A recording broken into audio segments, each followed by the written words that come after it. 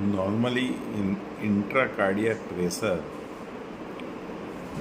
हर एक चैम्बर्स में, हार्ट की हर एक चैम्बर्स में अलग अलग होता है। जैसे आप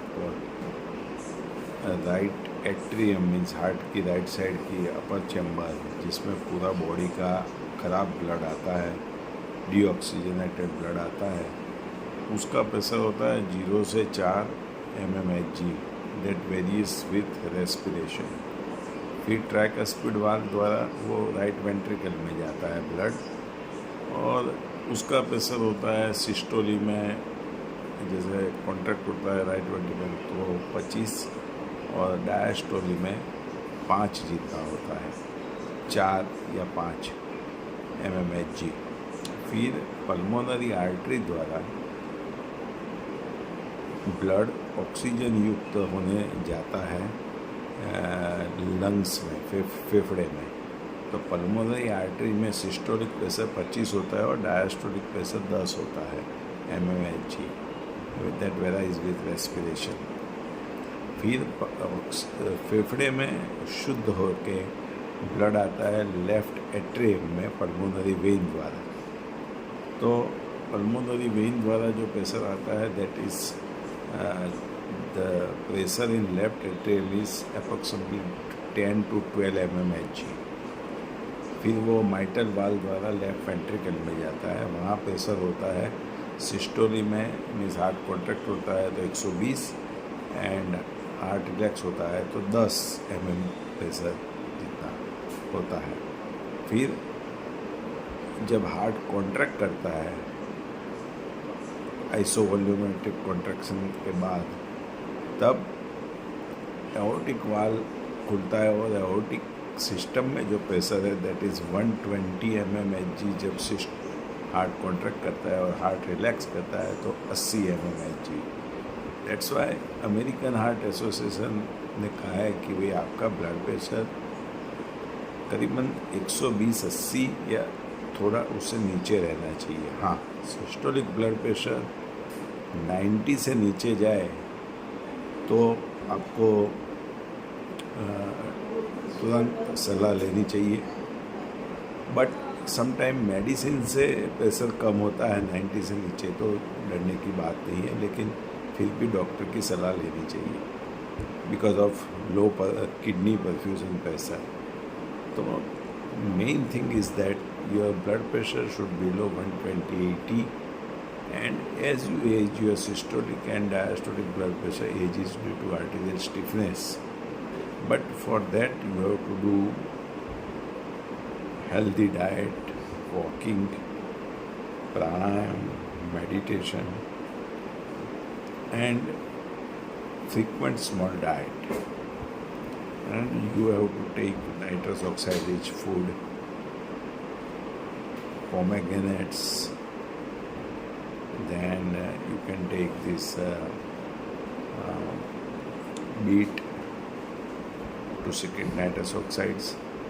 So that leads to reduction in blood pressure.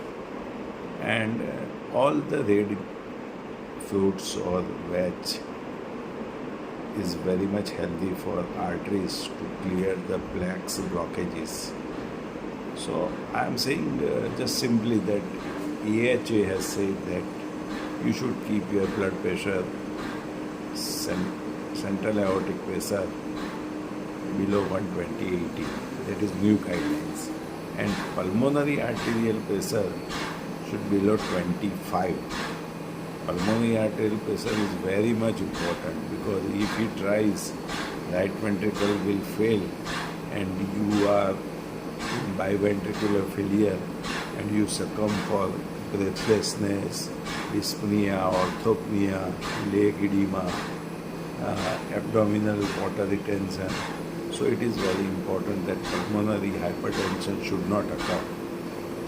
तो ये सब इको की जांच से मालूम पड़ता है, हीलियम टेस्ट से मालूम पड़ता है, ब्लड टेस्ट से मालूम पड़ता है कि आपका लेफ्ट वेंट्रिकल का प्रेशर कितना है, वो ब्लड टेस्ट से भी मालूम पड़ता है। But echo is a main factor that you have to go for that to measure our pulmonary arterial pressure and that is most important thing, because जितना ब्लड प्रेशर का इम्पोर्टेंट है उतना ही हार्ट में राइट वेंट्रिकल से निकलती pulmonary arteries में जो प्रेशर है उसका इम्पोर्टेंट है. सो echo should be done to every patient who has complained of breathlessness, dyspnea on exertion, orthopnea, रात को सांस लेके खड़ा हो जाना, और रूटीन चेकअप में भी इको में एक बार आफ्टर 50 एक बार चेक कराना चाहिए.